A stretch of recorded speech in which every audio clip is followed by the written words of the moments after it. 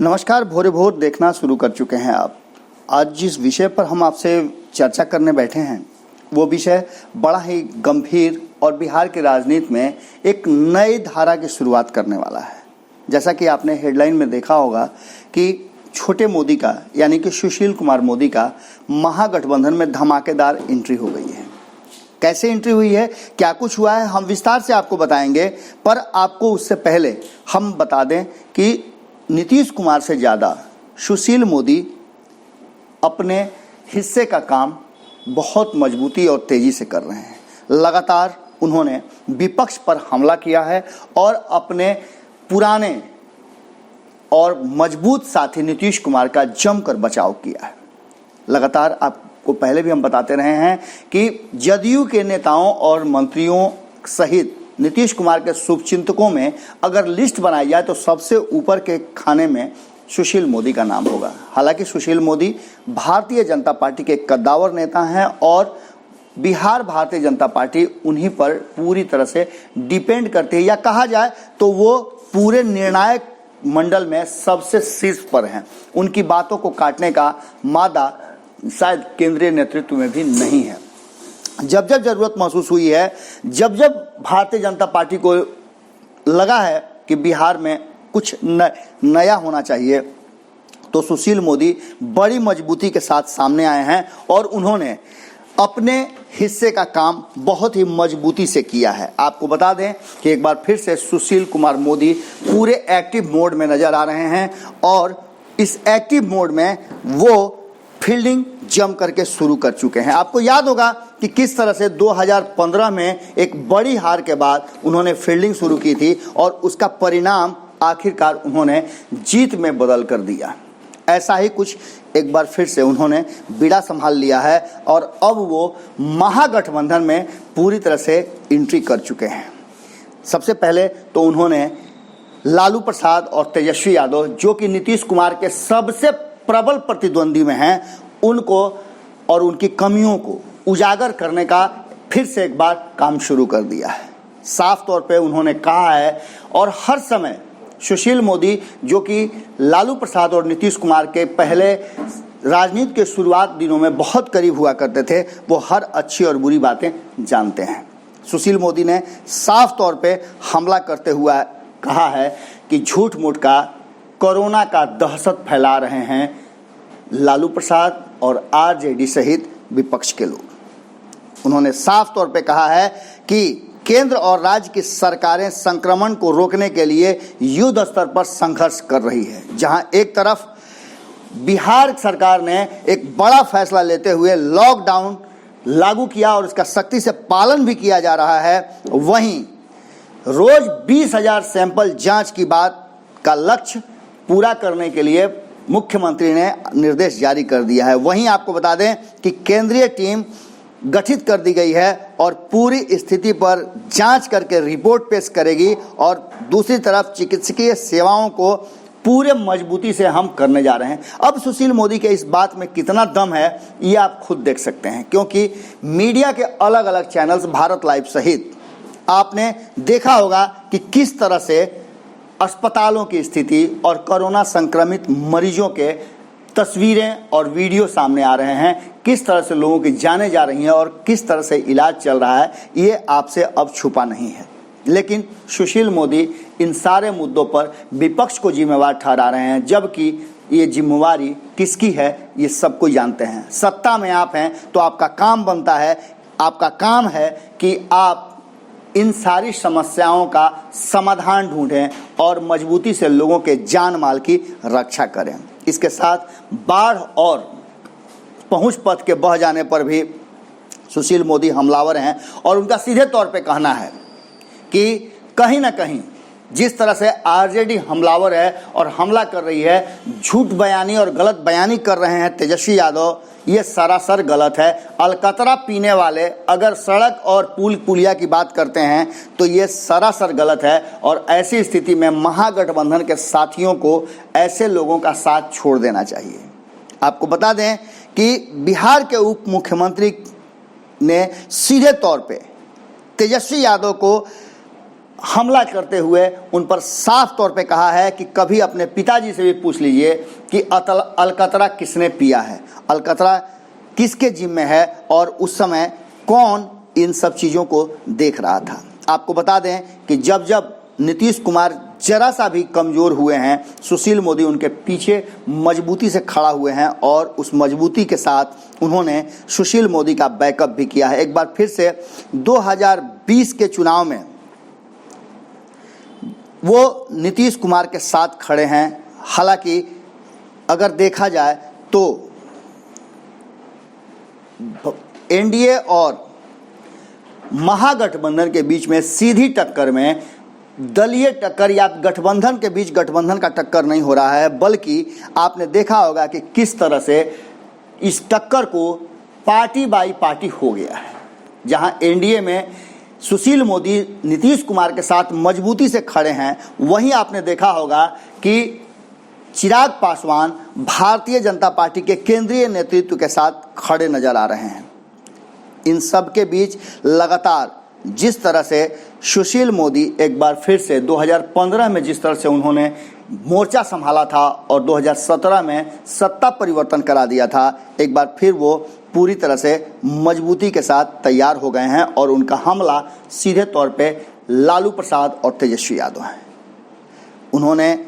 महागठबंधन के सभी दलों को, कांग्रेस सहित, कहा है कि महागठबंधन को के जितने भी दल हैं उन्हें आरजेडी का नेतृत्व स्वीकार नहीं करना चाहिए, जिसका सुप्रीमो सजा याफ्ता हो और चुनाव लड़ने के लिए अयोग्य घोषित हो गया हो। ऐसे दल के और ऐसे नेतृत्व को स्वीकार करना लोकतंत्र और मानवता के साथ साथ अपने अंतरात्मा के साथ भी बड़ा खिलवाड़ है। अब आप समझ सकते हैं कि जब सुशील मोदी ने ये बातें कही तो अपने परम प्रिय मित्र को 2015 और 2013 में क्यों नहीं समझा पाए थे। कभी नीतीश कुमार ने महागठबंधन और खास करके सुशील मोदी जिस सत्ता का सुख भोग रहे हैं वो हस्तांतरित किया हुआ नीतीश कुमार का है, जिसे जीतने के लिए उन्हें लालू प्रसाद और तेजस्वी यादव के सहित कांग्रेस की भी जरूरत महसूस हुई थी। बार बार सुशील मोदी ये बात कहते हैं कि ऐसे लोगों के साथ महागठबंधन के अन्य दल कांग्रेस सहित आरएलएसपी, हम वीआईपी को नहीं जाना चाहिए और इनसे दूरी बनानी चाहिए। इतना ही नहीं, सुशील मोदी ने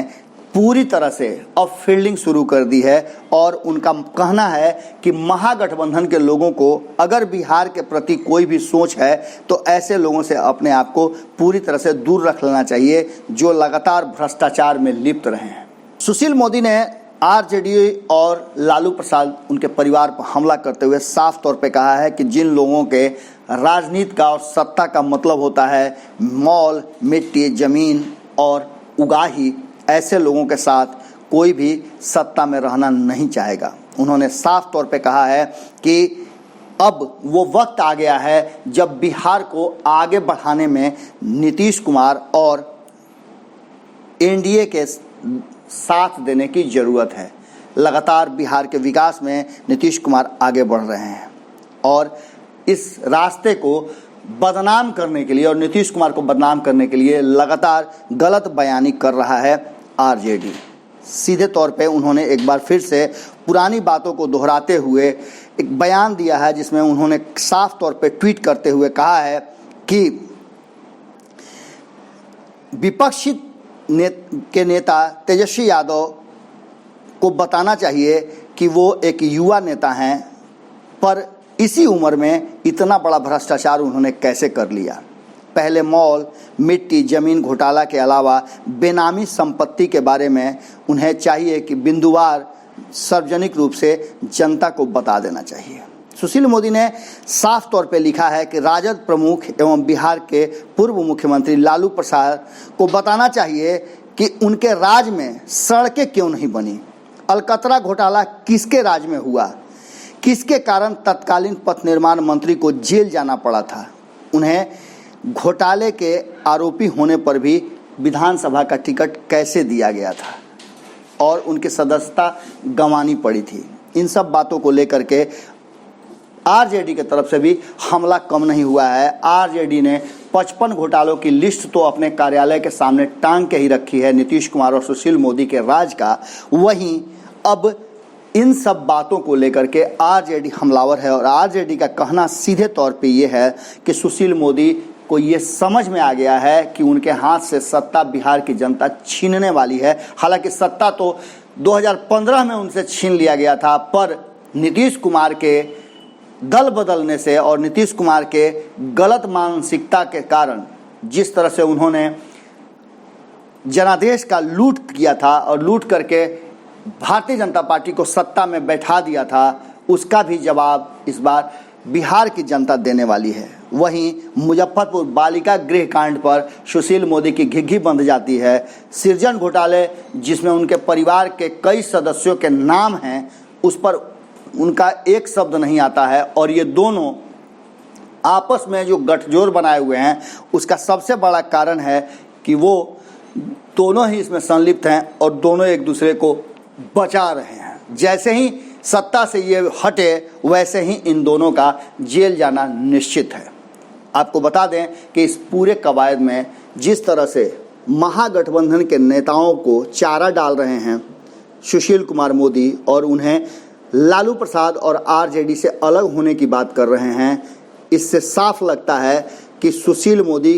प्लानिंग रच रहे हैं कि चुनाव के बाद वो किस तरह से सरकार बनाने के जोड़ तोड़ में अपनी सहभागिता निभाएंगे। एक तरफ वो एनडीए में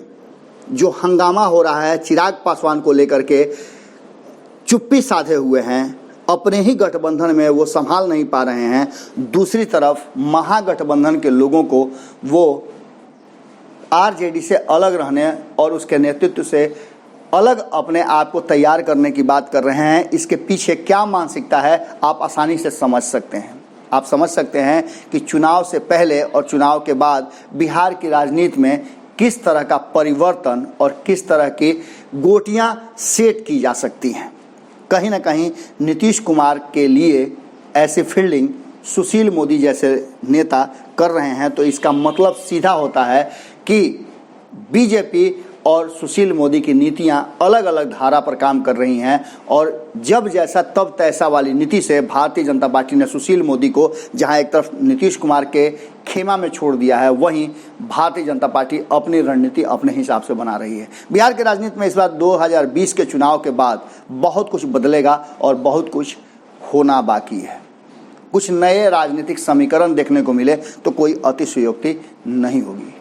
कैसा लगा विश्लेषण जरूर बताइएगा और साथ ही आग्रह है कि भारत लाइव को यदि आपने सब्सक्राइब नहीं किया है तो जरूर कर लें और बेल आइकन दबाकर ऑल का ऑप्शन क्लिक कर दें, जिससे कि सभी खबरें आपको मुफ्त में प्राप्त होती रहेंगी। नमस्कार। बढ़ाएं अपना कदम सक्सेस की ओर शिखर करियर इंस्टीट्यूट के साथ। शिखर करियर इंस्टीट्यूट पूर्वी भारत में एकमात्र कोचिंग संस्थान जो एक्सक्लूसिवली है मेडिकल एंट्रेंस एग्जाम के लिए।